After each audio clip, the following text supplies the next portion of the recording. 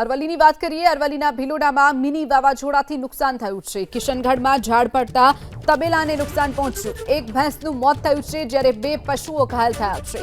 પતરાની સાથે જ ઘાસચારો પણ ઉડી ગયો। તો ભારે પવન ફૂંકાતા પતરા પણ ઉડ્યા હતા અને જે રાખવામાં આવેલો ઘાસચારો હતો તે પણ ઉડી ગયો હતો।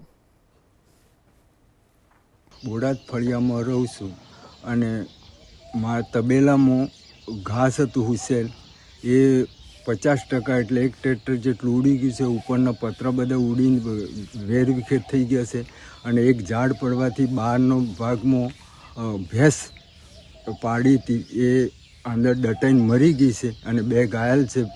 હાલ કેટલું નુકસાન ગયું છે? નુકસાન લગભગ આ હાથે 25-30 હજારનું હતા, એમ તો વધારે 50,000 ઉપર હશે। અરવલ્લીની વાત કરીએ। અરવલ્લીના ભિલોડામાં મિની વાવાઝોડાથી નુકસાન થયું છે। કિશનગઢમાં ઝાડ પડતા તબેલાને નુકસાન પહોંચ્યું। એક ભેંસનું મોત થયું છે જ્યારે 2 પશુઓ ઘાયલ થયા છે। પતરાની સાથે જ ઘાસચારો પણ ઉડી ગયો।